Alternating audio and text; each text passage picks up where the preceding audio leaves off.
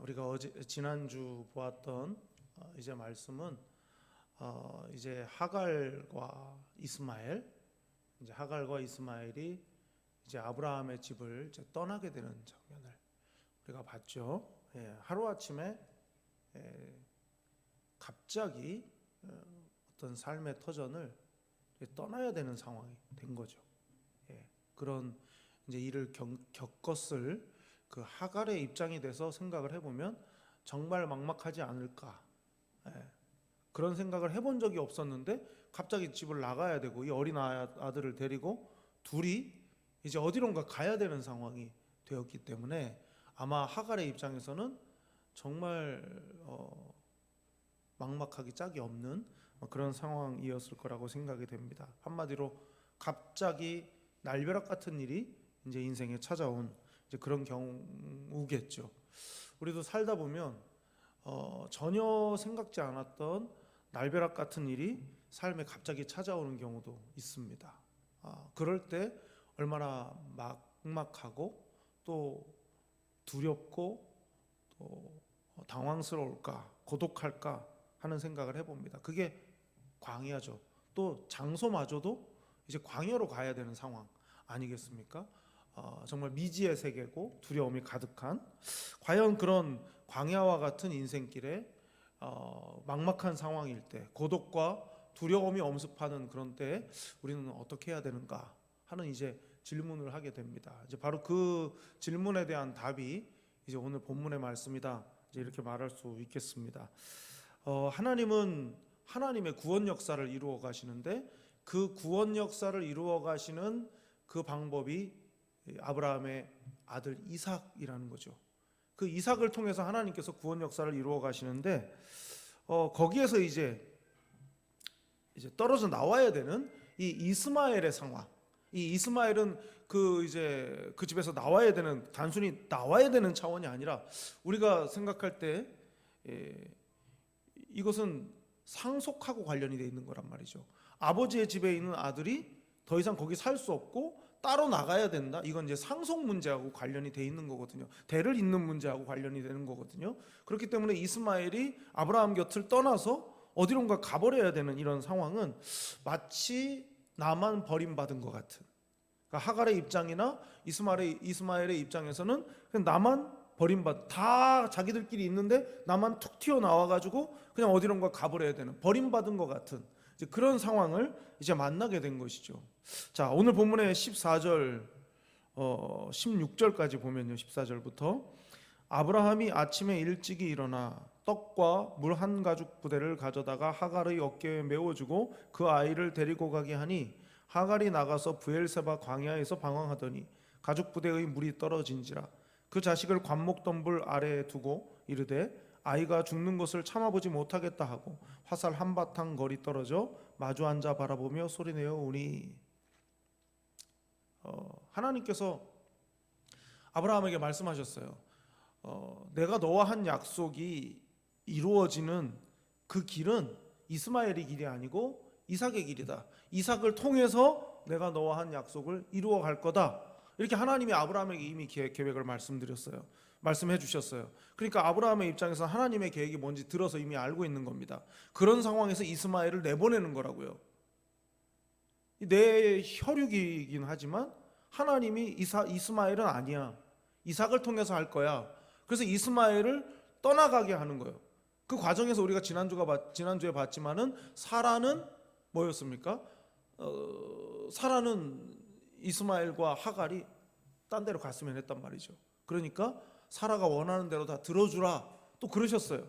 그러니까 내보내는 상황이 된 거죠. 근데 오늘 좀 전에 읽은 이 말씀 속에서 우리가 그 장면을 상상해 보면 아브라함이 좀 무책임해 보이죠. 그냥 물 챙겨주고 또 떡 먹을 거리 챙겨주고 그리고 가라고 하는 거니까 이거 굉장히 어떻게 보면 마치 이렇게 책임을 면하고 그냥 버리는 것 같은, 버리는 듯한 이제 그런 인상을 이제 보여주는 이제 그런 대목이거든요. 그렇지만 이게 또 하나님의 뜻이라 하니 또 그렇게 해야 되는 거 아니겠습니까?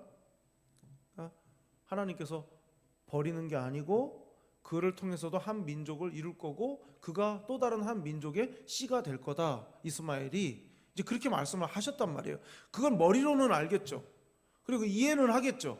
근데 마음이 이게 쉽지 않았을 것 같아요. 예. 꼭 내가 내 자식을 버리는 것 같은 그런 인상인 거고 말이죠.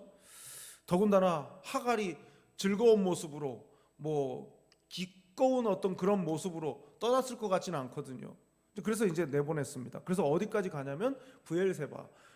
이스라엘의 지형을 보면은 뭐 이렇게 쭉 지중해를 이제 끼고 우리로 말하면 서해 바다처럼 지중해가 그렇게 있고요. 이렇게 쭉 이게 위아래로 길게 쭉 내려가 있습니다. 3분의 2 지점, 그러니까 위에서부터 3분의 1 지점 그쯤이 이제 브엘세바면 그 밑으로는 다 사막이에요. 네게브 사막이라고 그냥 거의 절반 가까운 땅이 다 그냥 사막입니다. 그 조그만한 땅인데 그 중에서도 밑 아래 남부 지방은 다 사막이라고 보면 맞아요. 그 사막이 시작되기 직전에 위치한 데가 브엘세바입니다. 그러니까 끝까지 내려간 거예요. 이 하갈과 이스마엘이 아브라함의 집을 나와가지고 사막 가까운 데까지 계속 가가지고 그 브엘세바에 머물렀는데 거기서 이제 방황하기 시작하는 상황이 된 거예요. 그런데 보세요. 거기에서 어떻게 하고 있다 했습니까? 6절에 보면은 소리내어 울었다 그랬어요. 애는 이제 이건 상상이지만 아마 거기까지 내려가는 동안 뭐 일사병 그런 게 아닐까. 일사병이 걸려가지고 막 정신이 오락가락하고 한 16살 청소년기에 이 이스마엘인데 열사병에 막 정신이 오락가락하는 상황인데 또 물도 없고 물을 구할 데가 없고 이제 그런 상황이니까 어찌할 수 없으니까 아들을 저쪽에다 떨어뜨려 내가 차마 그 아이를 못 보겠다 해가지고 그냥 울고 있는 상황인 거죠. 그러니까 우리가 가끔 이제 텔레비전 같은데 보면 그 아프리카에 보면 그 엄마들이 아기가 그냥 거의 죽기 직전인 아기가 고개를 탁 떨구고 막 이렇게 있는 그거 보면서 엄마가 눈물 뚝뚝 떨어뜨리는 것 같은 그런 거 어떻게 할 수 없는 그런 입장인 거죠. 이 하갈이 지금. 자, 그런데 보세요. 17절. 하나님이 그 어린아이의 소리를 들으셨으므로 하나님의 사자가 하늘에서부터 하갈을 불러 이르시되 하갈아 무슨 일이냐 두려워하지 말라 하나님이 저기 있는 아이의 소리를 들으셨나니 일어나 아이를 일으켜 내 손으로 붙들라 그가 큰 민족을 이루게 하리라 하시니라. 여기서 생각하는 거는요, 하나님이 그 말하자면 죽어가는 아이의 소리를 들어서 천사를 보냈단 말이에요. 온 세상에 많은 사람들이 있고 또 여러 상황들이 이제 세상 가운데는 벌어지고 있는데 그 가운데 어떤 아이의 신음소리를 들으시고 천사를 동원하시는 분이 하나님이신 거고 그 이유는 뭡니까? 거기 18절 끝에 있는 큰 민족을 이루게 하리라. 이거 한 약속인 거예요. 약속. 하나님의 아브라함과 하셨던 약속. 그것 때문에 저 어디 사막 그 근처에 있는 조그마한 가시덤불 근처에서 우는 아이의 소리를 듣고 천사까지 동원하시는 분이 하나님이시란 말이죠. 이 말은 뭡니까? 하나님은 약속하신 것은 반드시 지키신다. 뭘 동원해서라도 세상의 계산법으로는 예전에 이라크 전쟁 때 그 어떤 미군 여자 여군 그 일병인가 그랬어요. 일병 짝대기 2개. 그 일병 여자 1명 억류되어 있는 그 사람을 구출하려고 미군 특수부대 네이비 실이 그 헬기를 타고 그 여자 일병 1명을 구출하려고 갑니다. 네이비 실은 미군 특수부대 중에서도 최고의 부대 아닙니까? 근데 그 짝대기 2개 행정보는 행정병 1명 구출하려고 그걸 보내요. 그런 걸 보면은 야, 미국은 진짜 대단하다. 자국민에 대해서 저 정도구나. 우리는 막 그냥 협상하다가 안 되면 막 다치기도 하고 죽기도 하고 막 그러잖아요. 근데 이제 그걸 보고 깜짝 놀랐었던 적이 있었거든요. 근데 하나님이 지금 그러시는 거예요. 이 어디 가시덤불 근처에서 울고 있는 그 일사병 걸려가지고 해롱해롱 되고 있는 그 아이 하나 구원하시기 위해서 하나님은 천사도 보내신다. 근데 그러시는 이유는 뭐냐? 약속을 지키시기 위해서라는 말이죠. 나 한번 그냥 실없는 사람 되고 말지. 이게 사람이란 말이죠. 이익 앞에서. 내가 그때 약속을 했어요. 내가 그때 말을 했고 내가 호언장담했습니다. 근데 그 약속을 지키면 내가 손해볼 것 같으니까 나 한번 신용 없는 사람 되고 말지. 사람은 그런단 말이에요. 사람은. 예? 근데 하나님은 그러시는 법이 없다고요. 내가 그를 통해서 한 민족을 일으키겠다.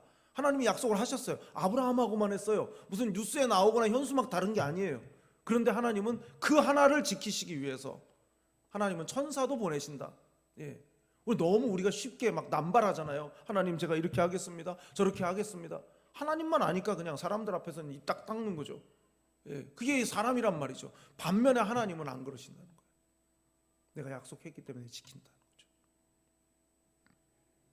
지금 당장에 목이 말라서 죽어가는 아이를 보는 엄마한테 그 엄마의 귀에 장차 큰 민족을 이루게 하겠다, 이게 과연 들릴까? 예.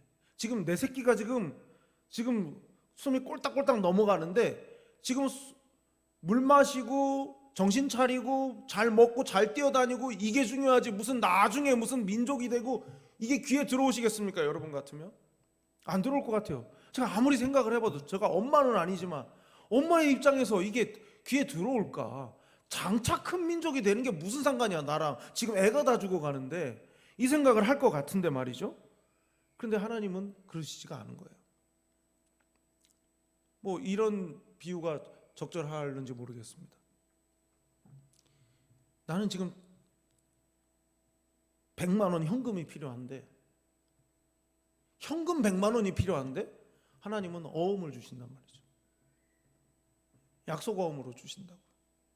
얼마나 이 답답한 노릇입니까? 그냥 100만 원을 주시지. 그냥 현금 100만 원을 주시지 왜 어음 뭐 한 1000만 원이라고 할까요? 지금 나한테 딱 100만 원만 있으면 그냥 딱 편안해지는 상황인데 1000만 원짜리 어음을 이거 줘서 어쩌라는 거예요. 가끔 그렇지 않습니까? 하나님 지금 딱 내가 지금 원하는 게 이 응답이니까 이거 빨리 해주시면 좋겠다. 왜 하나님은 그렇게? 이거는 뭐 완행열차도 이런 완행열차가 없죠. 요즘 KTX 타는 시대인데 비둘기호를 보내는 거죠. 완전히. 예.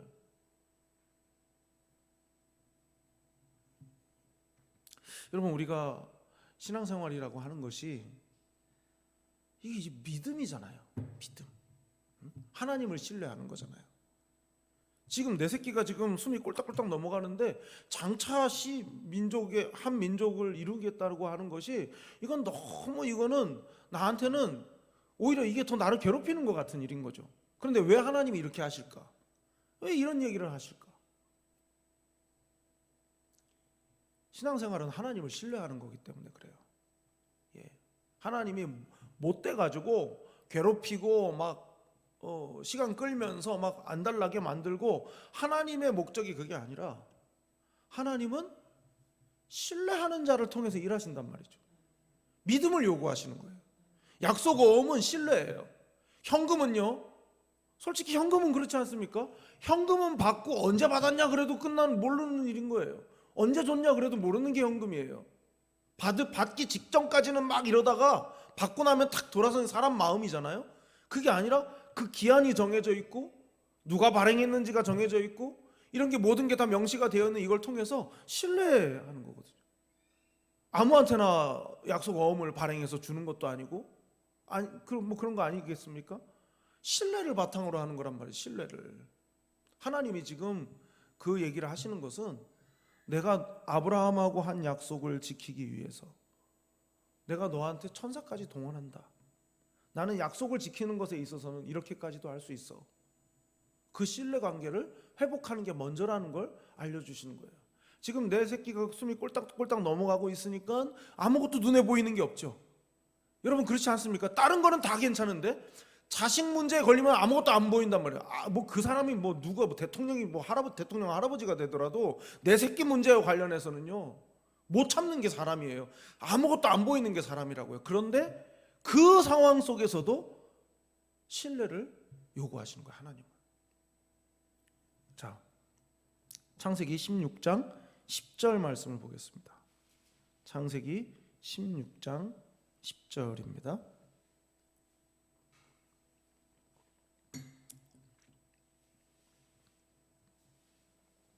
창세기 16장 10절 말씀. 여호와의 사자가 또 그에게 이르되 내가 네 씨를 크게 번성하여 그 수가 많아 셀 수 없게 하리라. 그러니까 여러분, 이게 하나님이 하갈한테 처음 얘기하신 게 아니란 말이죠. 아브라함하고도 하셨던 약속이란 말이죠. 그러니까 하나님은 내가 너희한테 이렇게 할 거다, 그리고 그렇게 하는 이유는 어떤 목적을 이루기 위해서다 라고 먼저 하나님이 말씀으로 먼저 하셔요. 그게 이제 약속이죠. 하나님께서 먼저 약속을 하셔요. 그리고 그 약속을 지키시기 위해서 하나님은 하나님의 일을 하세요. 하나님께서 하신 약속을 지키시기 위해서 일을 하나하나 해가는 과정 속에서 우리도 성장을 해야 돼요. 그 성장이라는 게 뭐겠습니까? 하나님이 일하시는 과정 속에서 약속을 믿고 약속을 기억하고 그것을 신뢰하는 그 수준이 성장하는 거예요. 그 성장이 필요하단 말이죠. 네. 하갈에게 주신 약속, 수를 많게 할 거다. 또 그 과정 속에서 너의 아들 이 이스마엘을 그 씨로 삼을 것이다 하는 게 그런 말씀이죠. 약속이죠. 그런데 오늘 본문에 이 창세기 21장의 본문의 15절을 보십시오. 가죽 부대의 물이 떨어진지라 그랬어요. 아브라함이 채워준 물이에요. 아브라함이 챙겨준 떡 그거 싸들고 가고, 또 아브라함이 가죽 부대에 물을 채워준 그 물, 그걸 가지고 갔는데 그 물이 떨어지게 되었다는 거죠. 정말 그 중동 지방의 유적지, 또 뭐 어쨌든 유적지를 가면 가는 곳곳마다 이렇게 설명을 해주시는 분들이 힘주어서 얘기하는 게 뭐냐면 물에 관한 것입니다. 물.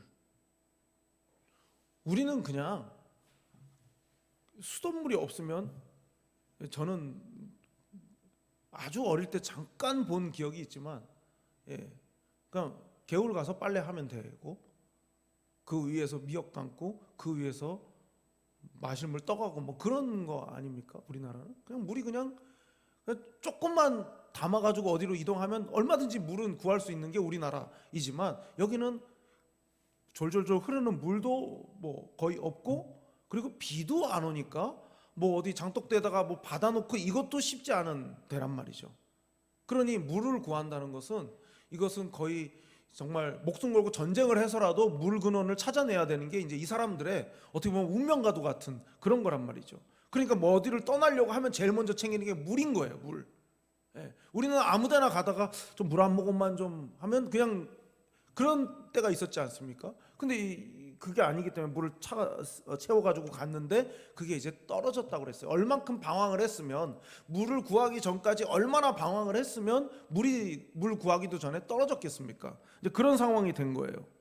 그러니까 육신의 물이 떨어져서 죽음의 위기를 만나게 되었을 때, 그때 하나님이 약속을 재확인해 주신 거거든요. 이 장면을 정리를 해보자면, 그러니까 나름 하갈이 판단하고 이스마엘을 데리고 어디로 갈까 해서 판단해서 움직였겠죠. 근데 그러던 중에 물이 떨어져 버린 거예요.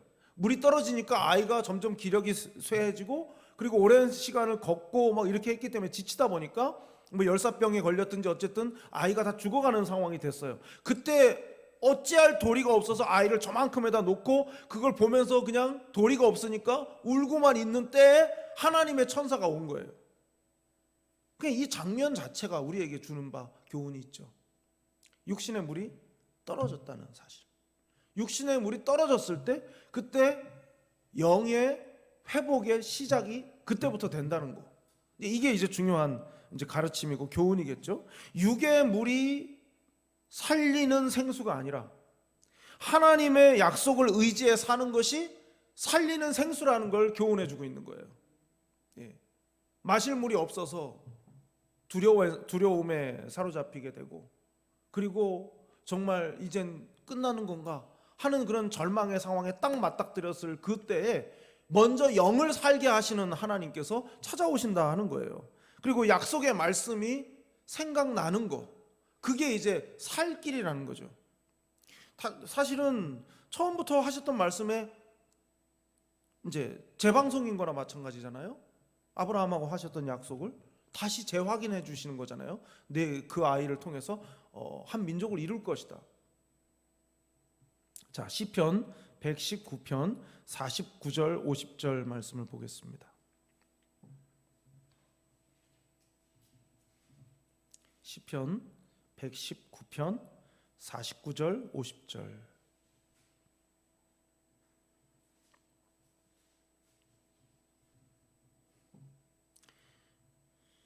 시편 119편 49절 50절입니다. 주의 종에게 하신 말씀을 기억하소서. 주께서 내게 소망을 가지게 하셨나이다. 이 말씀은 나의 고난 중의 위로라. 주의 말씀이 나를 살리셨기 때문이니이다. 아멘.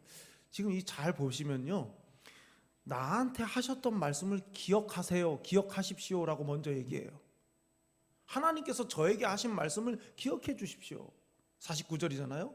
그 왜 하나님께서 그 말씀을 기억하셔야 됩니까? 그 말씀은 나를 살게 한 말씀이기 때문에, 그 말씀이 나의 소망이기 때문에, 내가 고난당할 때 그 말씀으로 내가 이겨냈기 때문에 그 말씀을 기억해 주십시오. 이렇게 지금 말씀드리고 있는, 고백하고 있는 것이죠. 제가 이 말씀을 이렇게 보면서 나를 살게 하는 말씀은 뭔가? 육신의 물이 끊어졌지만 그래도 절망하지 않고, 육신의 물이 없음에도 불구하고 살 수 있는 내게 주신 영의 물, 영의 생수가 나한테 뭔가 생각을 해봤어요. 저는 이제 개인적으로 그런 어떤 체험이 있기 때문에 그 체험과 관련된 말씀이 딱 이제 저한테 있죠. 저는 이제 개인적으로 빌립보서 4장 6절 7절 말씀이 저를 살리는 말씀이에요. 여러분 각자도 그런 게 있으셔야죠. 있으실 거라고 생각해요. 내가 가장 힘든 순간에, 내가 좌절되고 내가 낙심이 되고 내가 절망이 될 때, 그 절망을 탁 털어내고 탁 벌떡 일어나게 만드는 그런 말씀이 나한테는 어떤 말씀인가? 저는 이 말씀은 이제 저희 집 애들이 알는지 모르겠지만, 이 말씀은 제가 거의 신앙의 유산 같은 그런 말씀으로 이제 남겨줘야죠. 우리 아버지가 좋아했던 말씀은 뭐다, 이렇게 생각나도록, 그거는 잊어버리지 못하도록 아유 각인을 시켜야죠. 신앙생활 하면서 신앙에 있어서 가장 큰 영향을 끼친 사람이 무슨 말씀을 좋아했는지도 모른다, 이건 또 아니잖아요. 정말 기억 못할 것 같으면 써가지고 어디 붙여놓기라도 해야 되겠죠. 그러니까 지금 육의 물이 떨어져가지고 어찌할 바를 모르는 하갈에게 약속을 기억하게 하셨다. 그리고 그걸로 살게 하신다. 이게 시사하는 바가 매우 큽니다. 우리가 절망할 때, 낙심할 때 사람이 100마디로 위로해줘도요, 그러니까 위로해야 될 관계니까 위로해주는 거고, 또 안타까워하니까 또 위로의 말을 주는 건 맞아요. 그게 아니라는 뜻은 아니에요. 그러나 그런 위로의 말을 해주시는 분들의 그 이야기는 그냥 위로일 뿐이에요. 하나님은 위로의 말씀을 주시면서 그냥 말씀만 주시는 게 아니라 책임도 져주시는 거예요. 사람은 위로밖에는 못해요. 그냥 힘내라고, 용기 내라고, 너 혼자가 아니라고 그 말만, 그 지지와 응원을 해줄 수는 있어도 그 문제와 그 상황의 문제를 해결해 줄 수 있는, 책임져 줄 수 있는 능력은 사람은 없어요. 근데 하나님은 위로를 주시면서 책임을 져주신다고요. 그게 이제 우리가 하나님의 약속을 붙들어야 되는 이유인 거예요. 자, 제가 한번 그런 적이 있었어요. 한 2번 정도가 그런 적이 있는데, 설사를 며칠을 계속 하면 탈수가 오잖아요. 근데 이제 한번 심하게 이제 그랬는데, 이제 오래전입니다. 20대 때인데 설사를 계속 하는데 이제 또 학교를 가야 되고 막 이러니까 버스를 탔어요. 너무 기운이 없지만 어쩔 수 없이 버스를 탔는데, 이 사람이 만원 버스니까 이제 손잡이를 잡고 이렇게 서 있었는데, 근데 이제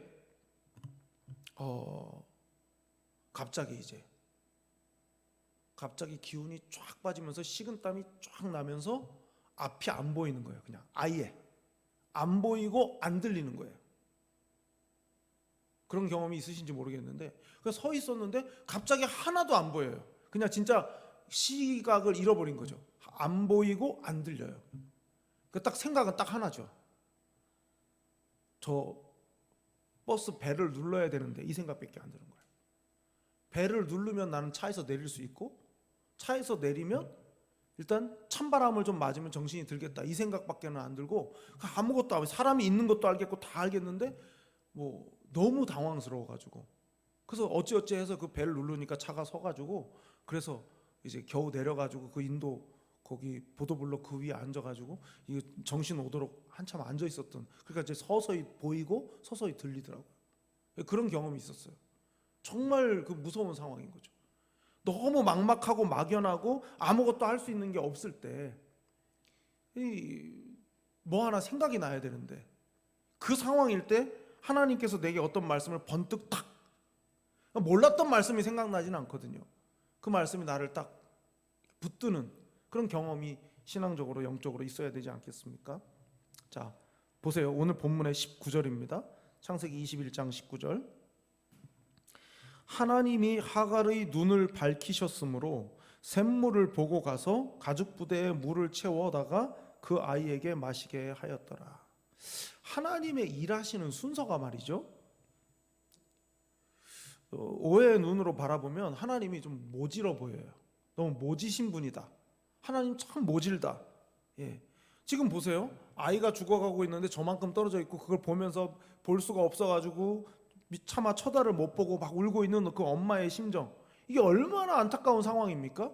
그런데 물이 없어가지고 지금 그런 상황인데 이렇게 보니까 물이 있는 거예요, 샘물이.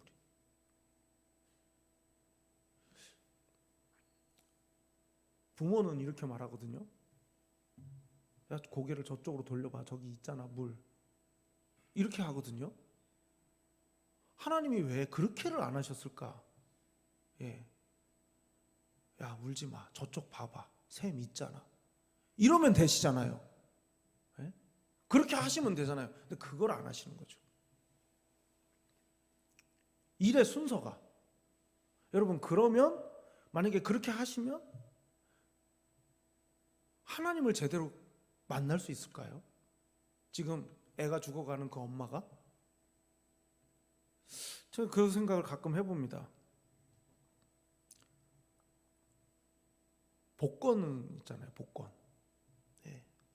어떤 분이 복권 당첨되면 목사님 뭐 하나 해준다고 그러는데, 예, 저는 안 믿어요. 저는 안 믿어요. 복권 당첨되면 할 게 얼마나 많은데 목사까지 신경 써요. 근데 여러분 보세요. 예전에 유명한 어떤 목사님이 그랬대잖아요. 복권 저는 당첨되면 뭐도 하고 교회다 헌금하고 막 그런 얘기 하니까 그 목사님 가만히 듣고 있다가, 집사님 사기는 했어? 그랬대잖아요. 복권 사기는 하고 지금 당첨되면 뭐 한다 소리 하는 거야? 그랬다는데, 여러분, 하나님이 복권 사면 당첨을 저는 안 해준다고 생각을 해요. 내가 복권을 사면 100만 원어치를 사도 하나님은 안 당첨시켜준다. 예. 왜 당첨을 왜 안 시켜주시겠습니까? 여담입니다만 제가 당첨이 돼가지고, 만약에 예전에 복권이 막 100억이 넘었던 때가 있었잖아요, 노무현 대통령 때. 예. 만약에 한 100억쯤 당첨이 됐어요. 그럼 교회에다 11조를 10억을 해야 될 거 아닙니까? 그러면 이제 또 항상 이걸 이름을 써서 해야 되나, 무명으로 해야 되나. 그러면 100억이 당첨돼가지고 목사인데 그래도 당첨금 가지고 예배당을 지어야지. 그럼 예배당 지어놓으면 한 1년 2년 걸려가지고 예배당 지어놓으면 동네 사람들이 지나가면서 저 교회 있잖아, 복권 당첨돼서 진 예배당이래. 사람들이 다 무슨 관광 코스 안내하듯이 다 얘기하면서 얼마나 그럴까. 아, 그래서 안 되게 해주시겠다, 하나님이. 그런 하나님이 아니니까. 너무 내 새끼가 중요한데 얼마나 불쌍합니까? 쫓겨나가지고 나도 처량하지만 애미 잘못 만나가지고 집에서까지 쫓겨난 이 하갈, 이 이스마엘 생각하면 얼마나 속이 아프고 막 그러겠습니까? 근데 지금 여기까지 와가지고 어딘지도 모르는 천지분간이 안 되는 이 광야의 한 귀퉁이에 와가지고 애가 저렇게 숨이 꼴딱꼴딱 넘어가고 있는데 너무 속이 상한데, 하나님이 이제 와서 저기 물 있다고 이러면, 그동안 지금 내가 이렇게 숨이 꼴딱꼴딱 넘어가는 아들을 보면서 이렇게 속상해할 때 왜 그때 한마디 저기 있다고 안 하셨을까? 얼마나 야속하고 속상하겠습니까? 차라리 먼저 얘기하시지. 근데 그랬다면 과연 하나님이 하갈에게 진짜 하나님이 되실까? 그냥 복권 당첨되는 도깨비 방망이 같은 그냥 그런 하나님 아닐까? 그러면 신뢰를 훈련하고 신뢰 위에 견고히 서게 하기 위해서 때로는 하나님이 우리 코앞에 것도 못 보게 하실 때가 있어요. 그냥 주시면 그 신뢰에 이르지 못하기 때문에 때로는 하나님께서 당장 주셔도 되는 거지만 조금 속도 조절을 하고 계시는 거예요. 우리 딴에는 안달복달이죠. 사실은 우리 딴에는 정말 답답하죠. 정말 힘들죠. 그렇지만 그래 옛다 속상해하지 말고 성질 더러워지기 전에 이거 받아라 하고 주면 잘하지 못할 부분이 있기 때문에 우리가 자식을 키워도 그러지 않습니까? 달라 할 때 바로 줄 수도 있지만 기다리는 법도 배워야 되고 인내도 배워야 되고 질서도 배워야 되고 옆에 있는 사람을 배려하는 것도 배워야 되니까 바로 줄 수 있지만 조금 시간을 지연하듯이 하나님께서 우리를 신뢰의 수준을 높이시기 위해서 당장 주셔도 될 거지만 때로는 눈을 가리기도 하시고 때로는 우리 스스로 어리석어져 가지고 못 깨닫느라 막 헤매기도 하시고 그런 과정을 통해서 결국은 보게 하시고 잘하게 하신다 하는 것이죠. 또 그리고 중요한 건 이겁니다. 그렇다고 하나님이 우리 현실 문제에 대해서 하나님이 고개를 돌리시고 외면하시는 분이시냐? 그러지 않다는 거죠. 샘을 주시잖아요. 샘을 찾게 하시잖아요. 예. 땅의 것을 그러니까 내 뭐 건강이라든지 뭐 물질 문제라든지 자식의 어떤 뭐 앞날의 문제라든지 이런 건 구하면 안 되는 게 아니란 말이죠. 하나님이 그런 문제도 외면하시지 않으시는 거예요. 샘물을 주시잖아요. 당장의 목마른 문제도 해결해 주시잖아요. 예. 중요한 건 우리 영혼의 눈이 먼저 떠지는 게 먼저라는 거죠. 저기 샘이 있구나를 보는 육의 눈이 떠지기 전에 하나님이 내 생명을 주관하신다는 영의 눈이 먼저 떠지는 게 그게 순서라는 거예요. 예. 열왕기하 6장 15절부터 17절 말씀을 보겠습니다. 열왕기하 6장 15절부터 17절입니다.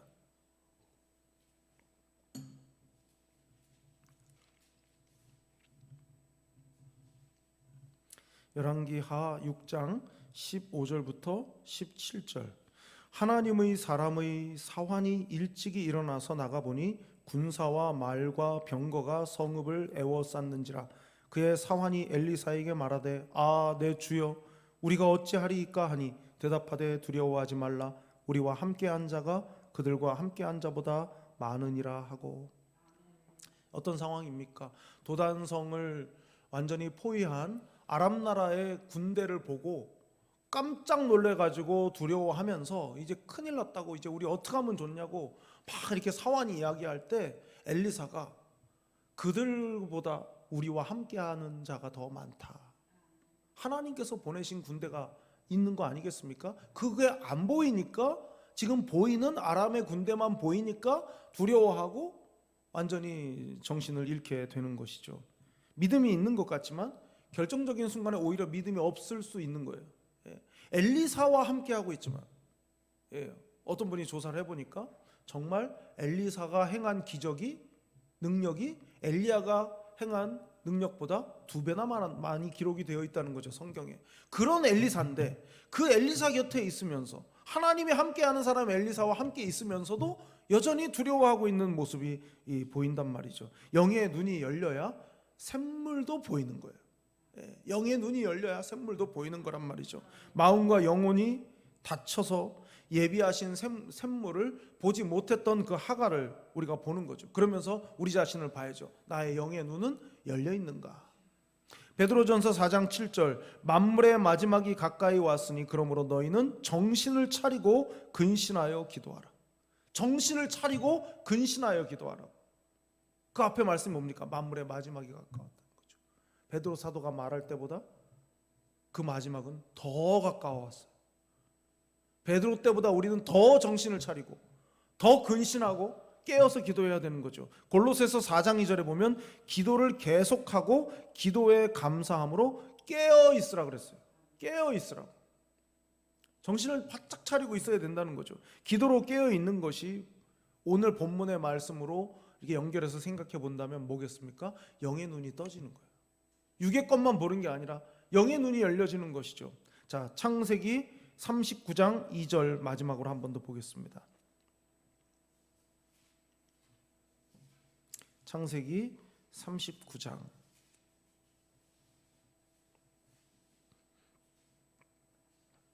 2절 말씀입니다. 여호와께서 요셉과 함께 하심으로 그가 형통한 자가 되어 그의 주인 애굽 사람의 집에 있으니. 예, 요셉 이야기인데 요셉이 어떻게 해요? 팔려 죽음을 면하고 가까스로 면하고 형제들의 미움 때문에 죽을 뻔했다가 이제 형제들에 의해서 또 팔려가죠, 애굽으로. 예. 그러니까 그 장면만 놓고 딱 보면 인생이 그런 불쌍한 인생이 어디 있습니까? 가장 사랑받던 아들에서 어느 날 갑자기 급전직하, 갑자기 정말 정처 없는 신세가 되는 정도가 아니라 아예 노예로 팔려가게 됐으니까 말이죠. 그런데 여러분, 그게 보십시오. 그게 어떤 일입니까? 노예로 팔려가는 사건이. 하나님의 큰 그림 속에 보면 하나님이 약속하신, 아브라함과 하신 그 약속의 그 민족을 이루게 하신 그 민족의 구원을 위한 하나님의 먼저 준비하신, 예비하신 사건이란 말이죠. 그걸 나중에 누가 압니까? 요셉 본인이 알아요. 하나님이 나를 미리 보내신 거라고 그렇게 고백하잖아요, 형제들 앞에서. 그걸 보면 말이죠, 어떤 상황, 딱 보이는 상황, 그것만 보고 뭐 불행해하고 그것만 가지고 스스로 슬퍼하고 좌절하고 낙담하고, 그래서 이 육의 눈만 발달해가지고 하나님이 하시는 일을 못 보는 그런 어리석음에 사로잡히지 않아야 되겠죠. 요셉의 경우는 뭡니까? 지나온 삶을 다 되짚어 보니까 나의 생애뿐만 아니라 그 이전 때 윗대의 사람들에서부터 하나님이 쭉 나에게 이르기까지 해오신 이 모든 과정들이 다 하나님이 하시는 일이다. 그리고 하나님께서 구원 역사를 이루기 위해서 행하신 일이다 라는 것을 깨닫지 않습니까? 우리 인생에서 만나는 샘물이 없어서, 샘물이 안 보여서 정말 답답하고 고통스럽고 괴로운 그 순간마저도 실은 하나님께서 영의 눈을 뜨고 보게 하셔서 그 육의 문제도 해결해 주실 뿐만 아니라 더 높은 차원의 문제를 이루게 하시는 하나님의 복을 누릴 수 있다, 그 사실을 믿는, 그리고 승리하시는 여러분 모두가 되시기를 진심으로 바랍니다. 기도하겠습니다. 하나님 아버지, 육의 눈을 뜨면 볼 수 없지만, 육의 눈으로는 볼 수 없지만 분명히 하나님의 일하시는 영의 세계가 있고, 또 하나님께서 우리의 영혼을, 때로는 우리의 영혼을 일깨우시기 위해서 육적인 결핍과 육적인 어려움을 만나게 하실 때가 있음을 압니다.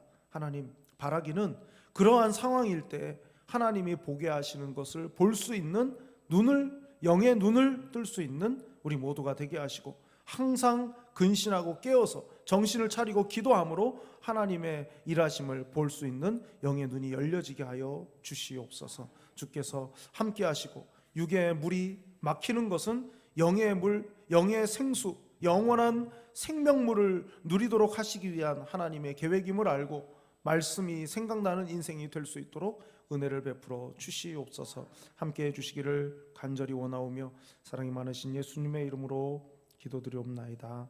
아멘.